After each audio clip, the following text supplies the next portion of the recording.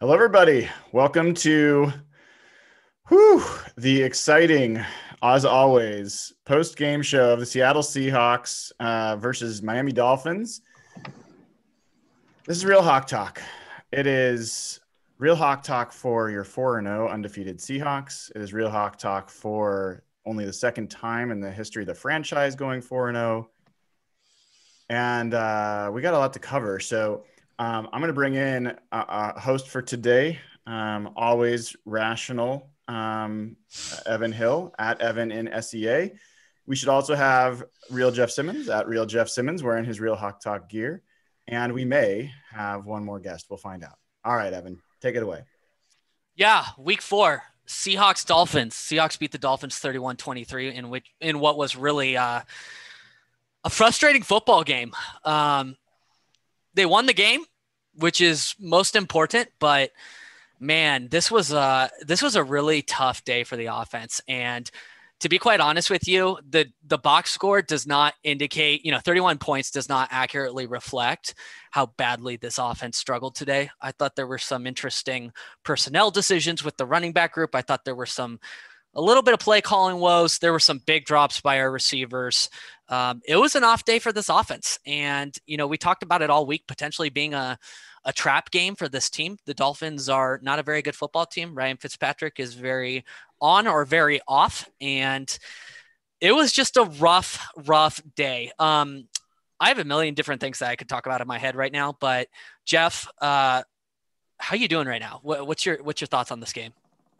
I think you summed that up well. The whole game, I kept feeling like that game should have been like 30-3 for the Seahawks, and multiple times throughout the game, whether it was the red zone interception or the fourth down they didn't get near the goal line, or just some of the drops that DK Metcalf had early in the game and Tyler Lockett. And yeah, it just felt like a game where they just seemed a little disconnected offensively. The score, as Evan said, looked pretty lopsided at the end, but that was a one-score game, like within a field goal game for a couple plays. And if they don't have that like 26-second drive at the end of the half, who knows? It was kind of a weird game. It was kind of an odd game, which we all kind of thought midweek it would be. It was really hot in Miami. It didn't rain, but it wasn't a very inspiring game, but they won. They got out of there, and that's all we could ask for. I'm here to tell you. Let me rephrase this. The most important development of this game today was that Shaquille Griffin is back. That was the most important observation I took away from this game today. Trey Flowers was absolutely awful as usual. Shaquille Griffin had an interception. Or did he have 2 interceptions? I might be hallucinating. One. What, it was 1 interception? Okay. Multiple pass breakups and key red zone situations. From my eye, he was impressive. Brian, what's your take on Shaq's play today? No, I thought it was a really solid Shaquille Griffin day. I thought this is what we've expected from him. I don't think he played like some spectacular game that was like way out of his range. I thought this was basically what we expect from him. And I don't know if anyone's been harder on Trey Flowers than I have. I don't think he was outstanding today, but I thought it was clear that Trey Flowers had been given the instruction to not let something get behind him. And I thought his coverage was closer today. I thought that the plays that were getting made against him were generally in front of him, and he was generally there to bring down the player within 10 yards or so. So to me, Trey Flowers went from an F to like a D+ in this game. So there was progress even on that side, even if it wasn't up to what we want from that corner position. Nathan, I'm going to bring you into the show. Nathan Ernst, welcome to the show. We're going to dive right into the secondary with you. Let's pop over to Hugo Ahmadi. How do you feel like Hugo played today? He played fine. He looks like he's a solid nickel corner. So that's been really awesome to see with, losing Blair and everything, having him step in and play competently. And I think he's flashed, obviously at times too. So we'll see what he is, over a few more games. But right now it's hard to complain about him. He seems like one of the, the least of their worries on defense. Let's stick on the secondary for a second. How do you guys feel like Ryan Neal played today? Jeff, I'll start with you. He flashed a lot early in the game. He had the pick on the first drive. He had a play where he could have had a pick 6, but went to blow the guy up and made the mistake not to go for the interception. And that ended up working out It was kind of quieter in the second half. Didn't really see too much out of him unless I'm not remembering well. But he made plays, which is well, like when Lano Hill played that spot last year and some of their backup safeties, they had just like total stiffs in that spot last year. So to see a guy come in to make a couple plays while Jamal Adams is out, I was encouraged by it. I don't think there's too much to take away from it really, but to have a capable backup that you can throw in and not be a total liability, I think that's a plus for a guy who was pretty much a practice squad player. Any other thoughts on Ryan Neal before we move to the other side of the ball? I thought he played with a lot of physicality, and that was nice to see. I thought when he was in coverage, he was close by. It's impossible to know, even with all 22, exactly what responsibilities are. So, a safety position especially, I think, is kind of tough that way. So I don't know on that front, but I thought he was really solid. I do want to call out. So Shaquille Griffin had 3 passes defense today, which actually ties his career high. I just went back and through and looked. He's only done that twice before in his career, once in each of the past 2 seasons. So this was definitely on the better end of his career games. Can we move it to a negative topic for 1 second? Well, or do we want to stay positive? Say if we're going to go negative first, I think that I maybe saw a different game than other people did on the defensive side. Maybe talk to us. I thought that they played relatively like high integrity defense. I didn't see a lot of major breakdowns where people were running open. I didn't see any 2-play touchdown drives that went the length of the field. I thought Miami was having to like chunk their way, like move their way down bit by bit. And yes, they were giving up some yards, but I thought this was a positive day for the defense, even accounting for the fact that they were playing the Dolphins. I think if you had told any of us that with, heading into the fourth quarter that the Dolphins would only have 12 points and have almost no big plays and have a couple turnovers, I think we would have felt differently. And I also want to say KJ Wright dropped 3 interceptions today. Like if he makes 2 of those plays, 1 of those plays, this game's totally different. And those, like 2 of them were not hard interceptions. The last one was tough, but KJ though, like that's not a, with him, that's not a fluke. That's not You're one. Probably right, but it's still so. Anyway, I mean, the Dolphins go 1 for 3 in the red zone, and I thought this was a step forward, a meaningful step forward for the defense, even accounting for opponent. I don't disagree with you, but I'll just say this: watching Fitzpatrick scramble for a couple of first downs on 3rd and 8, 3rd and 9, 3rd and 10, I just want you to know that was really demoralizing. He does that though. That was a very Ryan Fitzpatrick game. I'm not saying he doesn't do it. Yeah, I'm just saying it was humiliating. It didn't stop me. No, I agree with Nathan. That's kind of him. Like he's scrappy. Yeah. He is, but I'm with both of you here because when he got that 10-yard scramble to keep the drive alive on the touchdown drive, forget the touchdown scramble, which was the worst defense. Like Ken Norton is the one. If anyone deserves, that's my point. Yeah, Brian, you go on. Brian, how old are you? How old are you, Brian? 45. Are you 45? Okay. I thought you were a little bit younger. Ryan Fitzpatrick is 37 years old. Okay. He's 8 years younger than you. It was essentially like you scrambling on 3rd down and converting. He does this though. Ryan Fitzpatrick is like, he's crafty and he can move better than you think he does. And this is just the thing he does. Like he is, yeah. I don't care. It was a 40-year-old running all over us, and it was humiliating. But Nathan, can we agree though that the play that they scored the touchdown on at the end, to have nobody there to account for the quarterback, knowing exactly what you just said, which is like Fitzpatrick does that regularly in his career and had done it regularly today, and have nobody there to defend that. Come on, right? That's crazy. How do we feel like Cody Barton played today? Yeah, tell me more. Go ahead, Nathan. Well, hold up. So let's get back to talking about, because I want to like echo what you said. I saw a lot of people that were kind of freaking out about the defense, and I didn't really get it. I thought at worst they looked okay, and yeah, they're not the Legion of Boom, and I mean they're not a a good even defense probably, but they didn't look bad by any stretch to me today. They gave up some yards here and there, but they kept them mostly in check. They made them work for all the drives they had, and mostly forced them to field goals. So I think people didn't quite know how to place their frustration with the offense because it hasn't been the deal this year. But like that was like, if you told me, like, I think you're exactly right. People would have been happy going into that game if they knew in the fourth quarter they'd only given up 12 points. And if you told anyone before the game that they'd only scored 17, people would be surprised and say, what's wrong? Did somebody get hurt? Like, what's going on?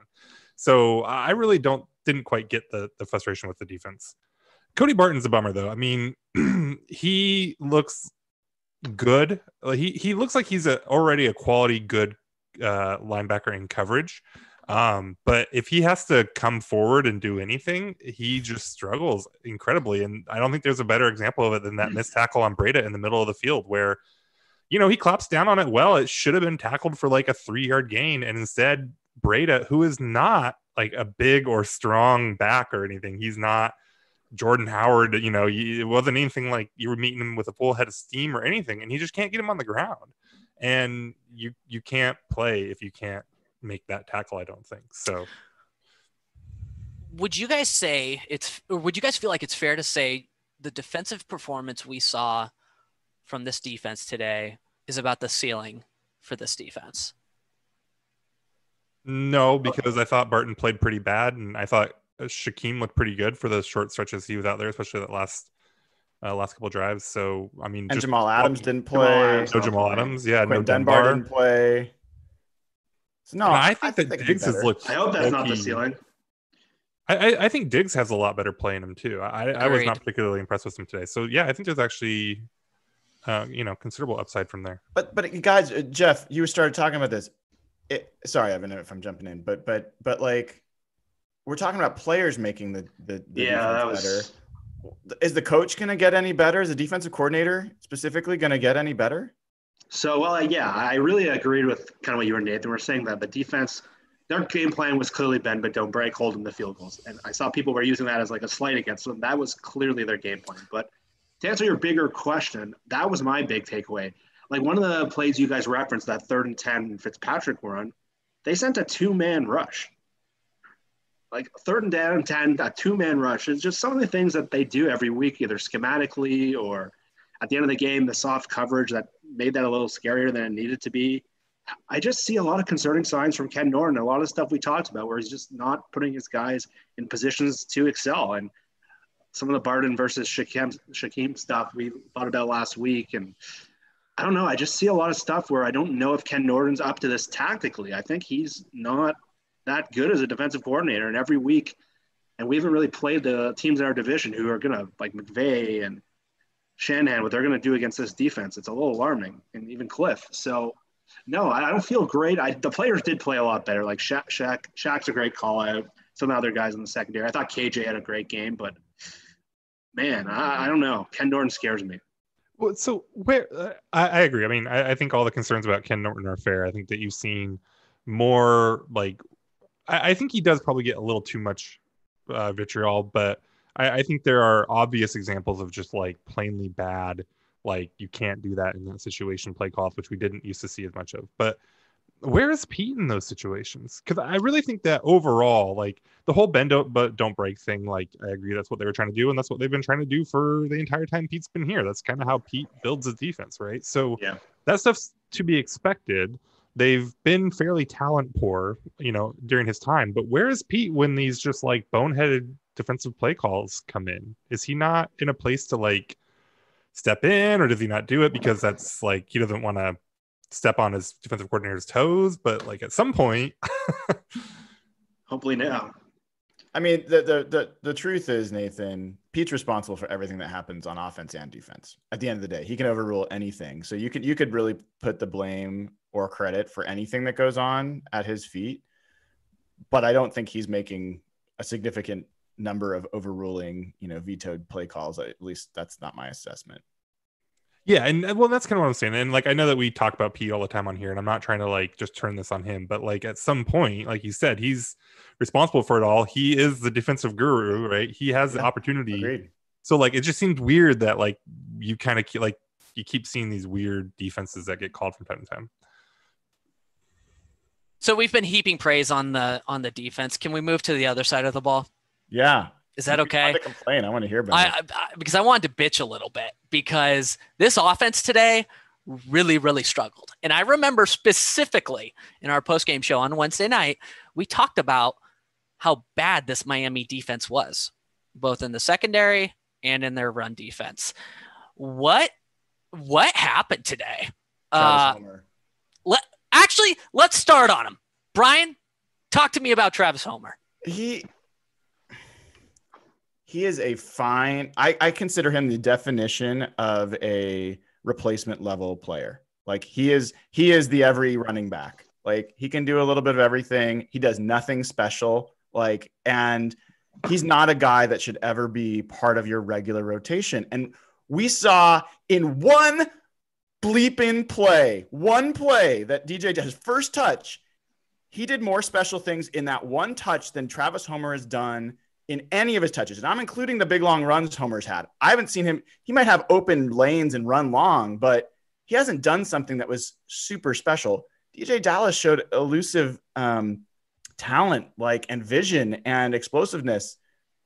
There is no excuse. And it's so frustrating that we see that. And I know I sound totally like a fan because I am, but I don't understand how coaches can be like, no, you're young. We're going to keep you, hold you back and let you come behind the vets. I'm like, he looked better than Carlos Hyde to me. Like he looked like he might be better than Chris Carson in certain situations. Like, I know that's super early, but he had some flash and it's like, get that guy on the field.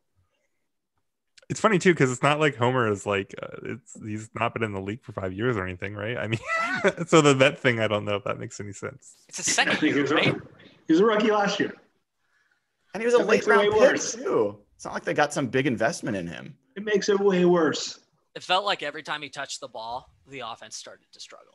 Yeah. No, he's a drive killer. I will say though, you go and watch these runs and I don't know what, I agree. And at some point, whatever the reason is, he's touched the ball enough times and it's just consistently bad. So there's something going on there, but I don't know on a lot of these runs, what you look at and say, well, Chris Carson would have done this, or that didn't work because he did that. A lot of these are, it does seem to kind of have some bad luck in that. Sometimes he's just getting blown up in the backfield before he had the chance to do anything. So just pass the ball instead. I agree. Yep. That's the answer. Yeah, 100%. They're wasting plays on those. I know it's you can do a correlation causation argument, but to me, it is very clear. When he's in the game, he just consistently is not making plays that are offense positive. And totally. And he's the Brandon Jackson of offense. He shouldn't be playing. I'm okay with him in a 2-minute offense kind of situation, but even then, DJ Dallas looked great on picking up blitz pickups. Even the play that Russ threw the interception, DJ Dallas had a monster blitz pickup. It just happened to be there's another blitzer coming. Looked great catching the ball. Looked great breaking tackles.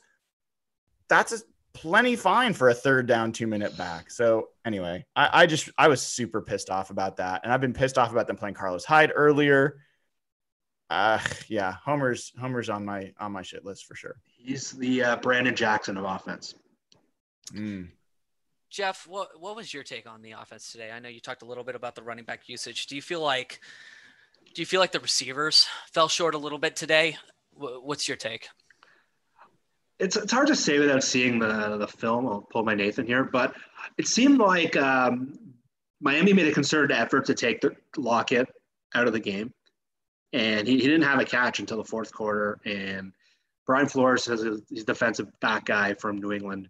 He came up through there, and it seemed like they had a pretty good plan. There were some big drops early in the game, so we were all pretty frustrated about that. But it seemed like all the passes to Olsen that were targeted early on, a lot of passes to running backs, and it seemed like those first 2 guys just couldn't get separation. So I don't know if it was on them. I don't know if it was on how they called the game, but those 2 didn't dominate the way they had in every other game. But it's hard to say the receivers didn't make a difference when David Moore makes the play of the game with that crazy footwork on the sidelines. So going to give shout out to him. But yeah, I don't know. I want to see why the Lockett was not part of the game and why DK looked like he was dominating early, but kind of just fell off until the end. So, he's not a flashy player, but Greg Olsen has been reliably consistent for this offense. I think he had like three big. He's gotten better. He started real slow. Well, I'm not saying he's flashy. I'm just saying he came up in big moments. Like, didn't he have 3 third down conversions that were all? I think you're right. And Evan, one of the things with him is when the Seahawks were dropping the ball, both DK and Tyler dropped passes that I'm pretty sure would have resulted in points if those catches had been made and they continued those drives. Olsen stepped up and made a really tough third down catch that stood out to me. So I know there's some folks who are like, hey, you're being too hard on DK for that drop. That wasn't the hit. It was the hit because he didn't secure the ball when it arrived. Like, he had plenty of time to catch that ball the first time and not drop it after he got hit. He just didn't. And Tyler's was just a once in every 3 seasons kind of brain fart. But yeah, I thought Olsen did his job. He had a great catch. I mean, that was a crazy catch he had toward the end of the game. You know who I want to shout out, actually, that we haven't even mentioned yet? Jason Myers. He earned it, dude. 55 yards. That was huge. 55 yards. He's been flawless this year. Nathan, any comments, crow eating, or any nerd repentance you want to do? One of the many advantages of letting Russ cook is that a player like Jason Myers doesn't have to matter. How many mistakes has Jason Myers made this year? None. Interesting. Because of the limited opportunities he's had to take. He hasn't been kicking extra points this year? A few. Sure. Are we going to pat him on the Are we going to pat him on the back for making extra points? Evan yeah, lots of kickers aren't. Really low bar. It's a low bar, but other kickers are missing that bar. So I think that's true. But if we're gonna be talking about Jason Myers, we're sure as hell gonna be talking about David Moore, assholes. I just mentioned him. I'm just saying we need to let Jason Myers cook. He's killing it. I just said he won the game. What did you say, Jeff? I must have missed it. He asked me how I evaluated the receivers, and I said David Moore won the game for them. He did. So he had like 3 big plays. What do we think of David Moore, though? I mean, 2 years ago he looked like a player that was emerging. Last year he just he was not good at all. And through this season, it wasn't just the catches. He had a great move on the reverse to spring free for like 20 yards or whatever it was. It seems like he's maximized every one of his opportunities this year. Like, I mean, what do you guys think about David Moore? I'm just kind of curious.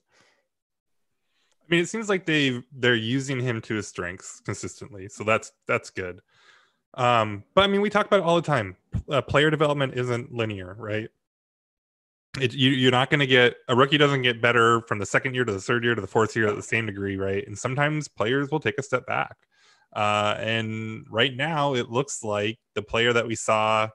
Because this is year 4 for him. So, the first year or 2 with him where he looked, like you said, like he was emerging into something is maybe the true player. And last year, for whatever reason, and there's all kinds of stuff that we don't know about players too, right? I mean, all kinds of times it comes out after a season that somebody's been dealing with an injury or this, that, and the other personal stuff. So who knows? But I think at this point, you have to look at last year as the fluke.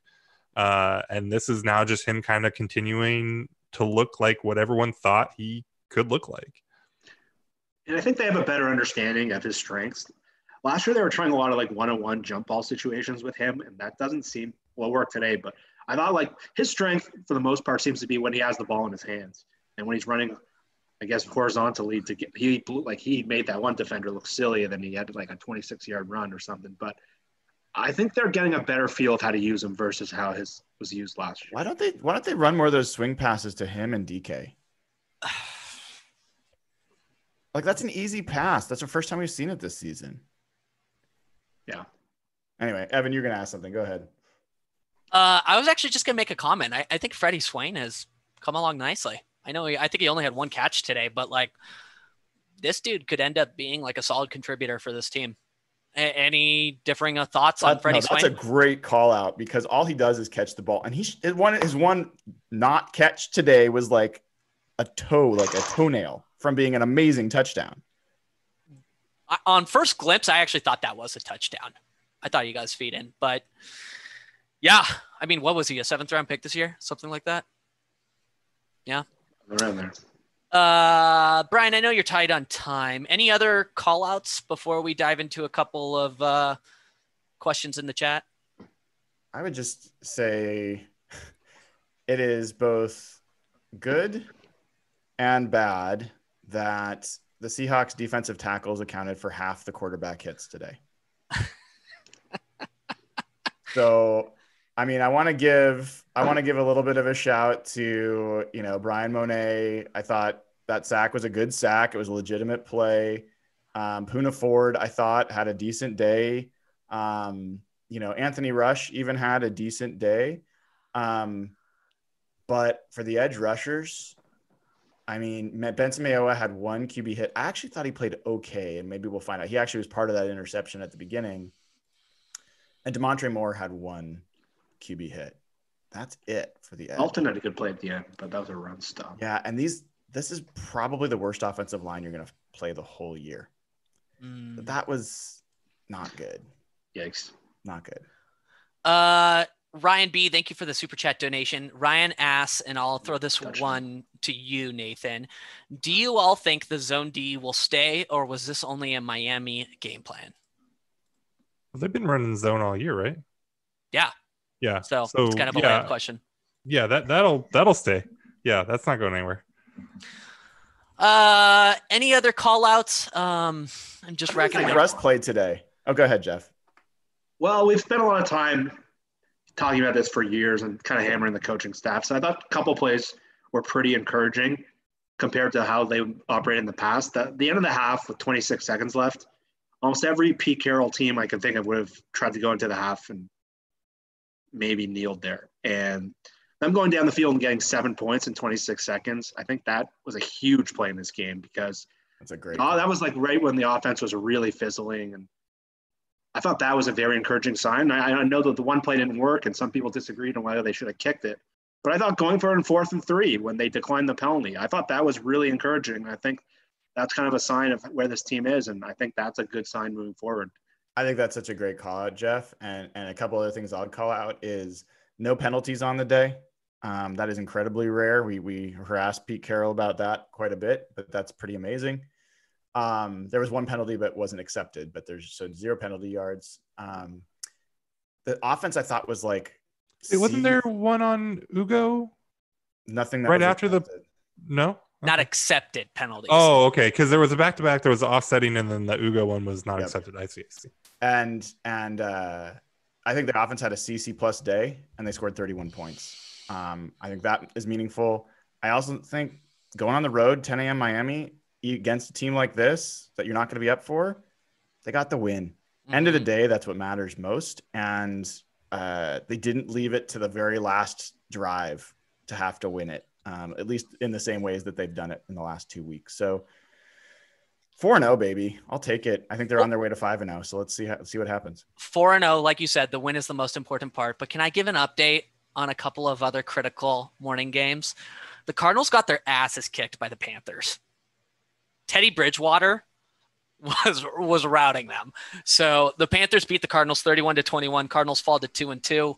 The Cowboys lost to the Browns. The Browns put up 49 points on the Cowboys. 49. I did not misspeak. 49 points. I'm just looking through these other games. Vikings beat the Texans, so the Texans fall to 0-4, which is another huge loss. In this afternoon slot right now, the Giants are playing the Rams, so go Giants, obviously, and the Eagles play the 49ers on Sunday Night Football. The division is shaping up well for the Seahawks, it appears.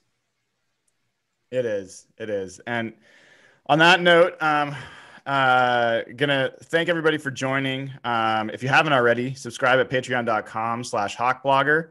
$5 gets you in. We're running a special right now. If you sign up for the year, it's even less than $5 to get in. And you get into our Slack channel. There's great conversation is always going on there. We've got now literally hundreds of people in there. It's really cool. Come have some fun with us, and also subscribe, click the notification, give us a thumbs up. If you're listening, subscribe in Spotify, in Apple Play and iTunes, all those places. Otherwise, have a wonderful rest of your Sunday. Your Seahawks are undefeated, 4-0 for only the second time in franchise history. We'll be back with you this Wednesday night, 8 p.m. Pacific, for the next episode of Real Hawk Talk, previewing the primetime Sunday Night Football matchup against the 1-3 Minnesota Vikings. All right, take care, everybody.